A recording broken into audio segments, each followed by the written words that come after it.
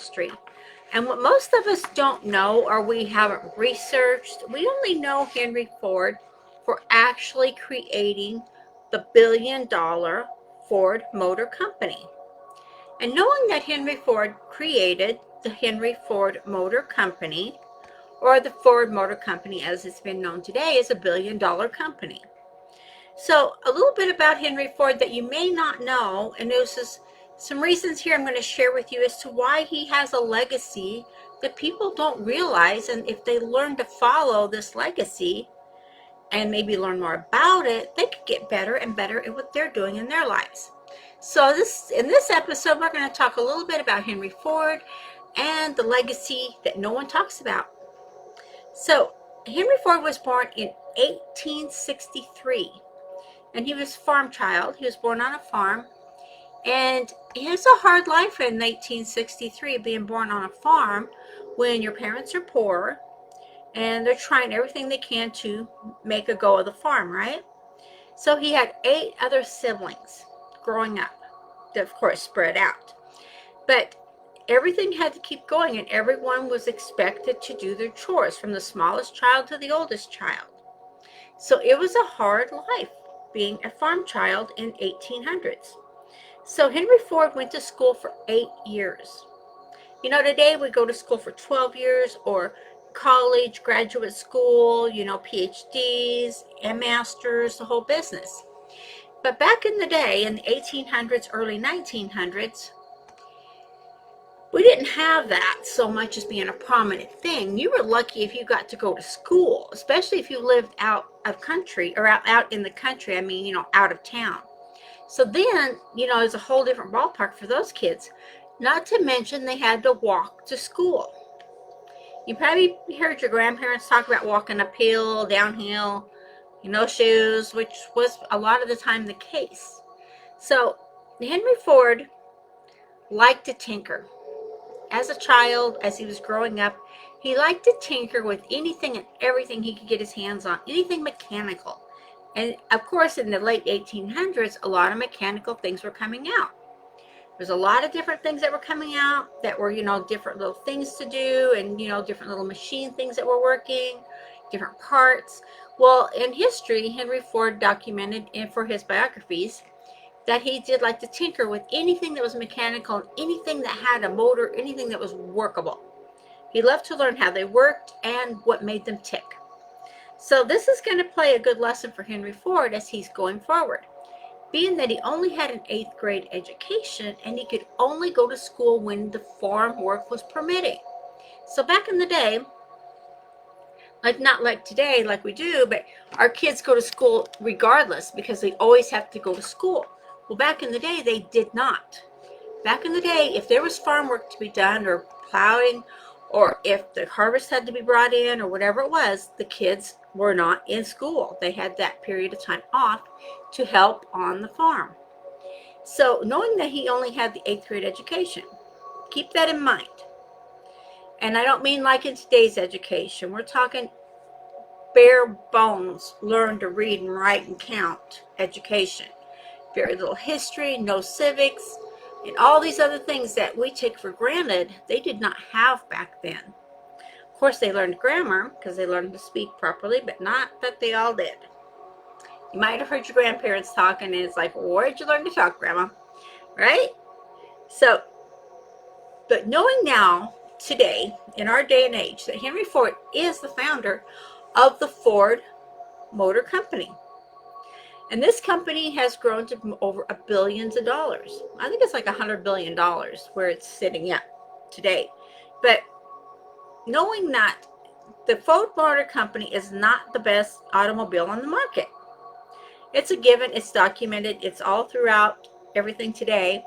The Ford Company has a problem with Ford's breaking down easily, and the motor's not working properly, and things going out often, different things like that happen, and this is not the most reliable vehicle on the market. Although Henry Ford has sold this market from the time he started it. And there's a little bit here about this history of how Henry Ford almost didn't get to keep his company. So knowing that this machine, this vehicle, car, truck, whatever it is not the best car on the market, they still sell billions of dollars worth every year. So looking at that, and you know the growth and profit of a company, but some people are willing to buy a Ford and some people aren't. It just depends on your preference and what you like. No judgment.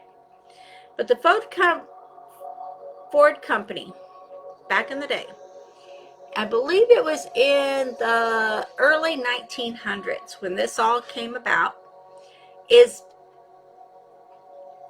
a growing company, and it's sprouting its wings, and it's getting more and more and more cars out on the road. It's past the Model T, and they've made some momentum. Well, several people, upstanding people evidently, in the Ford Motor Company at the time, decided that Henry Ford was not an educated man. They were all more educated than he was. And that he was incompetent to run such a at the time, multi-million-dollar company. That he was not competent enough to run this company, even though, keep in mind, he started this company. He worked on the sales floor. He worked on the production line. Henry Ford started the actual production line in the world. He created the first production line to market anything. We use production lines for everything now. But Henry Ford started the production line. So, but the point here is, backing up a second, is these people, these men in the company, decided that they really know everything else about how to make these cars, how to make these trucks, but Henry Ford did not know because he did not have the education.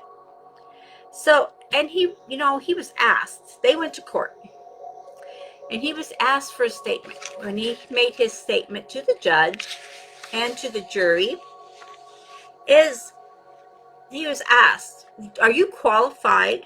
What qualifies you, I believe were the words spoken, what qualifies you to be the CEO of Ford Motor Company?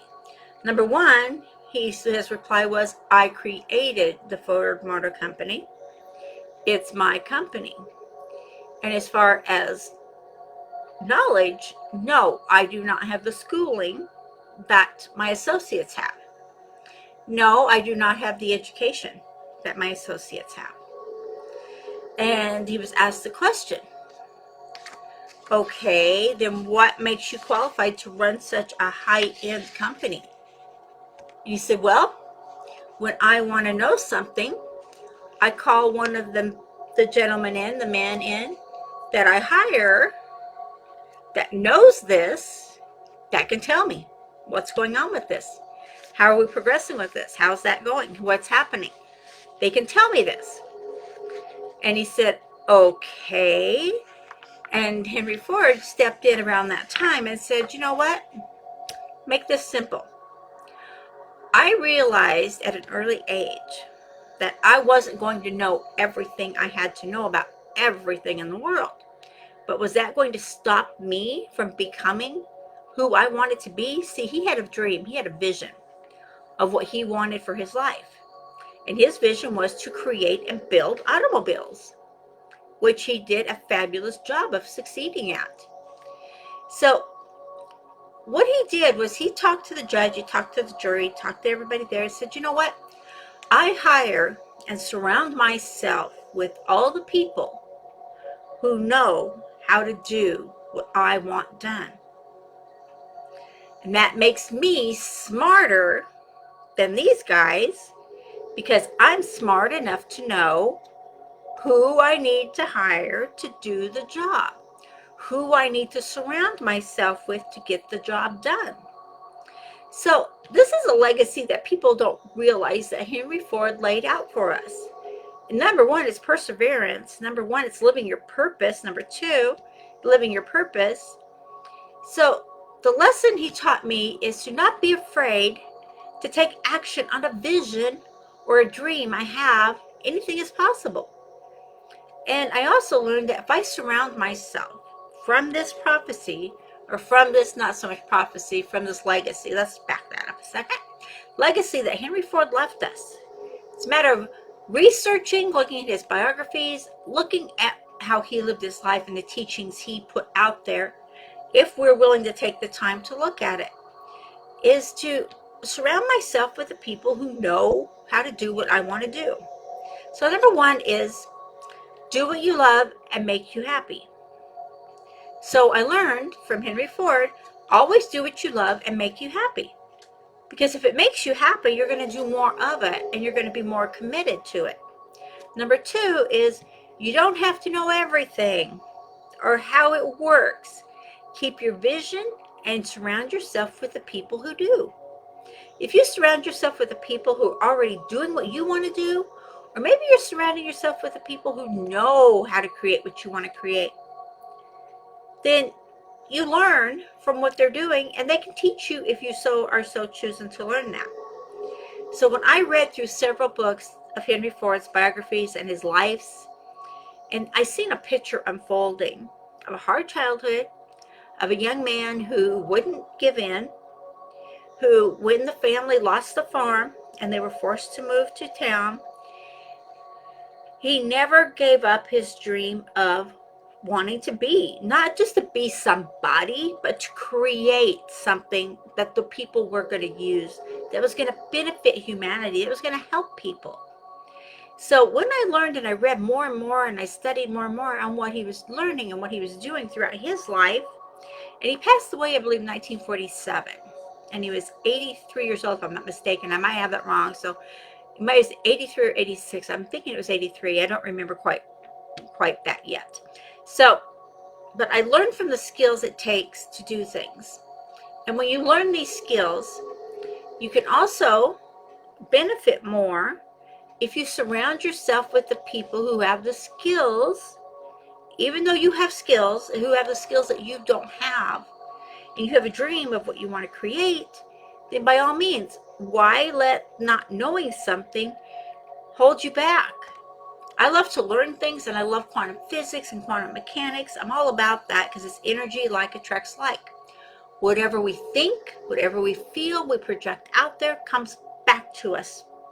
No matter what, it always happens that way. So what I learned from Henry Ford was those few simple steps. Do what you love and make you happy. And you don't have to know everything about everything. All you have to do is have the vision, the dream, and surround yourself with people who have the knowledge or the skills. So when you do that and you're learning all these things, I am so grateful that Henry Ford took the time in his life to make these steps. Not just that, but to document it.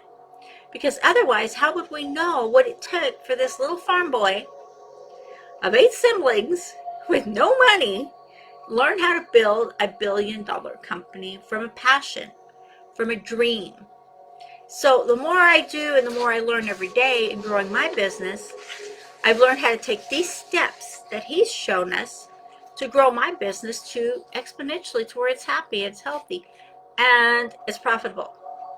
So I learned to surround myself with the people who know what they're doing, surround myself with people with skills, learn what I can, but if I need to go to the next step or I need to go a little further, by all means, I always and forever look at my skills and look at the people around me who have those skills and take it to that level. So I can keep going further and further and further by hiring the people, by surrounding myself with the people in our team. Yes, there's people on my team who know a lot more than I do. That's why it's a team. We're here to help each other. That's why it's a group, a tribe. We're here to help each other.